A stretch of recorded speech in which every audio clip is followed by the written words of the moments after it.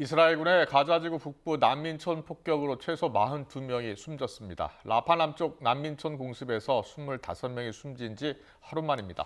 네, 이런 가운데 미국이 이스라엘과 헤즈볼라의 전면전이 발생할 경우 이스라엘에 지원을 약속했다는 보도가 나왔습니다. 국제부 연결해 자세한 내용 알아보겠습니다. 김잔디 기자.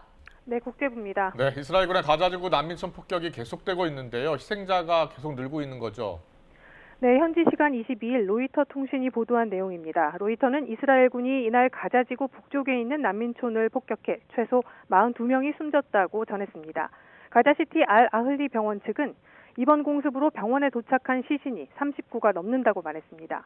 이번 공습은 남부 도시 라파 인근 난민촌에 대한 공격으로 최소 25명이 사망하고 50명이 다친 지 하루 만에 발생했습니다.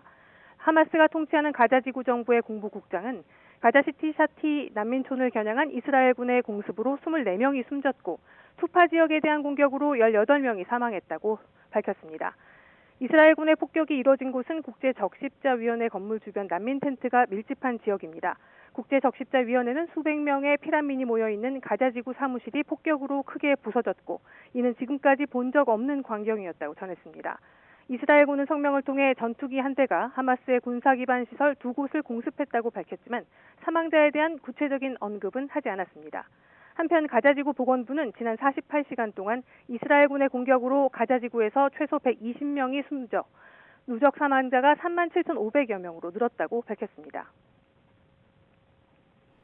네, 미국이 이스라엘과 헤즈볼라 사이에 전면전이 발발하면 이스라엘을 지원하겠다 이런 약속을 했다고요? 네, 미국이 이스라엘과 레바논의 친이란 무장정파 헤즈볼라 사이에 전면전이 발발할 경우 이스라엘을 지원하기로 약속했다고 CNN이 보도했습니다. CNN은 미국 고위 당국자를 인용해 지난주 워싱턴을 방문한 이스라엘 고위 대표단에게 헤즈볼라와 전면전이 발발할 경우 이스라엘이 필요로 하는 안보 지원을 제공하겠다는 입장을 전달했다고 보도했습니다. 이 당국자는 그러나 전면전이 발발하는 상황에서도 미군을 배치하지는 않을 것이라고 설명했습니다. 이와 관련해 미국 정부 내에선 헤즈볼라가 정밀 유도탄 등을 이용한 대규모 공격에 나설 경우 이스라엘의 방공 시스템인 아이언돔도 버티지 못할 수 있다는 평가가 나오고 있습니다.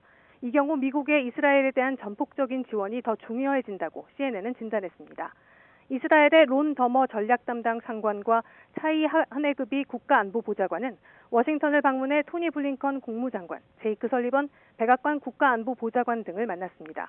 최근 헤즈볼라는 이스라엘에 대한 무력 도발 수위를 점점 높이고 있고 이스라엘도 레바논 남부에 대한 군사작전을 승인하는 등 전면전 발발 가능성이 점차 높아지고 있습니다. 지금까지 국제부에서 전해드렸습니다.